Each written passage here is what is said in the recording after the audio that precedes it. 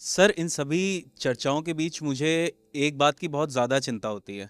अच्छा। जी, तो चिंता सर मेरी ये ये है। तो नहीं कि देर हो गई है, जाना है घर? नहीं, नहीं, नहीं सर, ऐसी चिंता नहीं है। चिंता ये है कि सर हमने ना ऐसी मान्यताएँ सुनी हैं कि हमारे देश में जहाँ कहीं पर भी कुंभ होता है, वहाँ कभी न कभी अमृत की बूँदें गिरी थीं। और इसी प्रकार से हमारा जो समय है वो 4 भागों में बँटा हुआ है, कलयुग, सतयुग करके। तो इन अभी सभी कौन सा चल रहा है आजकल? अभी कलयुग चल रहा है सर। तो कलयुग में आप पैदा हुए या आपके पैदा होने से कलयुग शुरू हुआ? नहीं सर, कलयुग में हम पैदा हुए हैं। अच्छा, मतलब जी। पहले से चल रहा है ना? हाँ, हाँ, पहले से चल रहा है। तो सर इन सभी बातों को अंधविश्वास मान लेना क्या हमारे कल्चर के साथ इनजस्टिस नहीं होगा? अंधविश्वास नहीं मानना चाहिए। इन देखो, एक चीज होती है सामाजिक मान्यताएं, लोक विश्वास। कई लोक विश्वास ऐसे हैं जिनको अंधविश्वास कहने या नहीं कहने की जरूरत नहीं है। इसको माइथोलॉजी भी कहते हैं। माइथोलॉजी शब्द को लेकर भारत में कई लोग बहुत नाराज हैं। मिथक सुन के उनको मिथक से लगता है कि मिथ्या बात हो रही है। मिथ्या नहीं।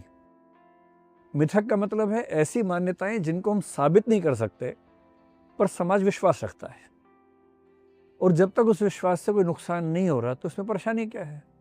मान लीजिए, मैं आपको एग्जांपल देकर समझाता हूं।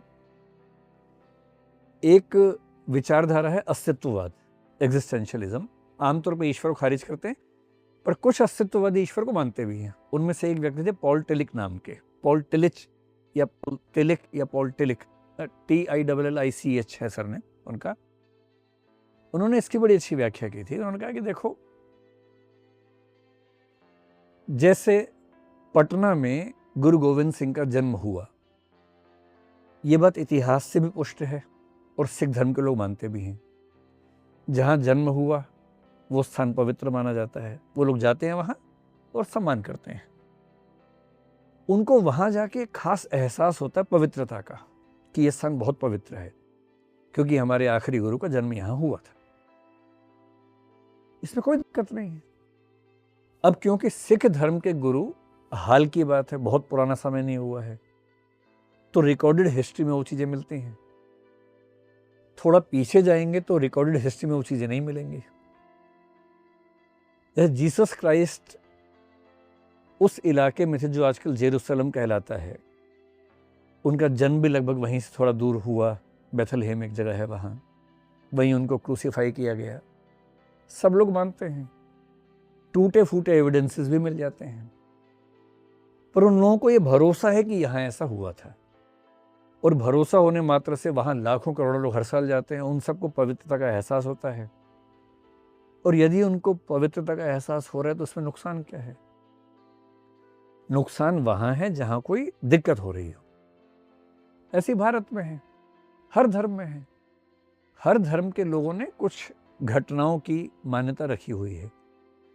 तो अगर हिंदू धर्म के लोग मानते हैं कि अमृत की बूंदें गिरी थी कुछ स्थानों पर, वहां कुंभ मनाते हैं, इससे किसी को नुकसान नहीं हो रहा।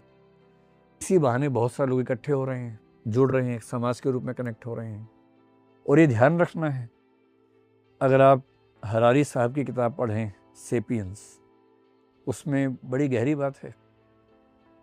ह्यूमन बीइंग से छोड़ के कोई भी स्पीशीज में 150 से ज्यादा का समूह आज तक नहीं बन पाया है। चिड़िया हो, बैल हो, कोई भी हो, कोई स्पीशीज देख लीजिए। जंगल में हिरणों का झुंड है, हाथियों का झुंड है, 150 से बड़ा नहीं मिलेगा।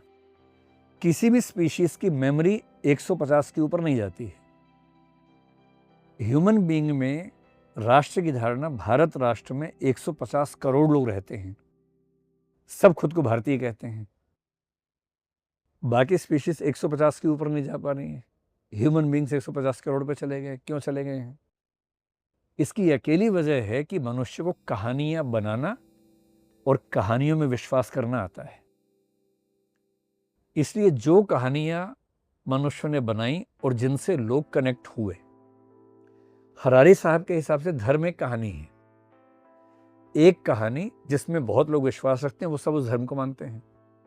राष्ट्र भी एक कहानी है, उस कहानी में इतने लोग विश्वास रखते हैं, वो एक राष्ट्र हो गए।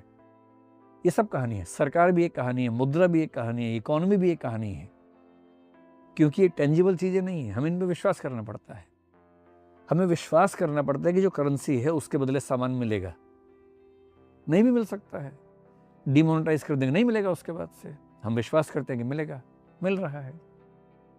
होमो सेपियंस इसीलिए सेपियंस बन पाया क्योंकि वो कहानियाँ गढ़ पाता है, कहानियों में विश्वास कर पाता है, इसीलिए सभ्यता यहाँ तक पहुँची है।